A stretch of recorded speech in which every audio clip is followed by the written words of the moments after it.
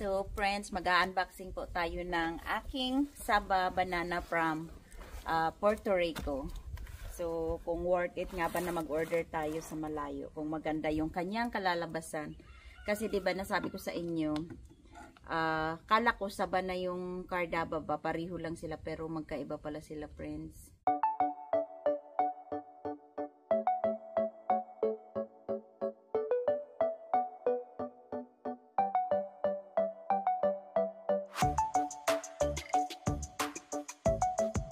Ayan na po siya friend. Ayan na po yung itsura niya. Yan. Yan yung dahon. So, alam ko naman mabubuhay to. Kasi di ba yung mga banana, hindi naman sila ganun kahirap buhayin. So, tingnan lang natin kung meron siyang root.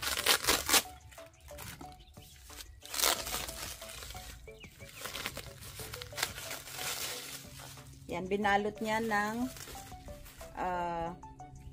jaryo na may kunting lupa sa ilalim. Wala pala. Ang dumi niya pala yan. So, that's what it looks like. There.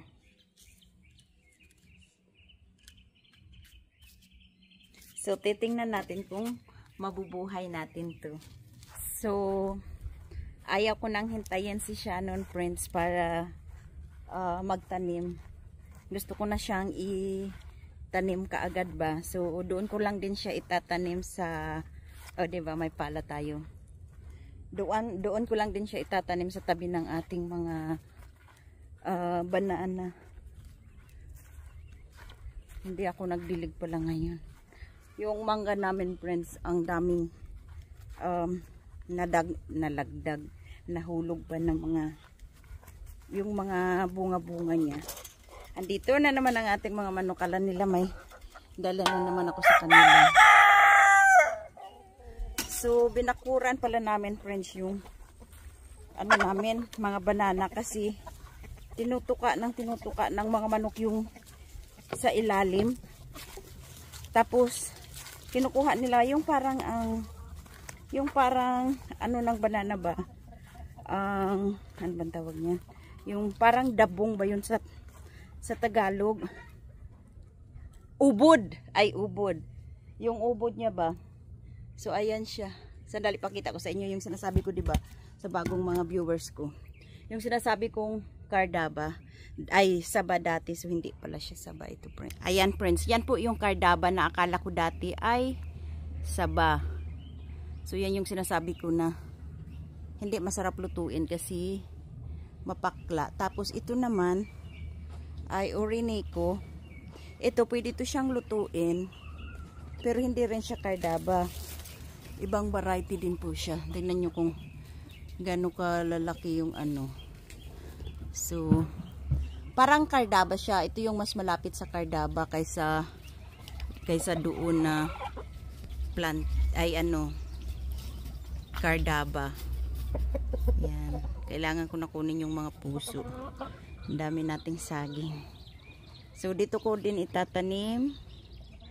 Dali, panuhan natin. Dito ko lang din siya itatanim sa may gilid. So, kung nakikita nyo, ayan binakod namin. Kasi, yung manok, yung sa ilalim ng mga puno, parang kinukuhaan nila ng ubod. Tapos, syempre, wala. Naging butas na yung sa ilalim dahil kinain nila.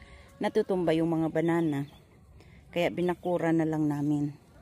Instead na yung manok yung bakura namin para malaya sila ba. So ito yung ating darp na mua na may mga bunga din. Daming bubuyog. So dito ko siya itatanim lang din sa gilid. Bali magiging apat na klase ito sila dito kasi ito yung Orinoco, Cardaba, darp na mua.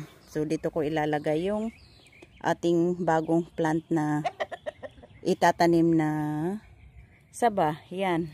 Na nakikita nyo. Diyan ko siya itatanim. Nagtanim pala ako dito sa gilid friends ng mga ang tawag yan? Ampalaya. Kasi ito yung malinis na. Tamad ako maglinis ng garden. So medyo malinis dito. Diyan na muna sila dahil may bakod naman tayo. Sandali lang. Pasok tayo.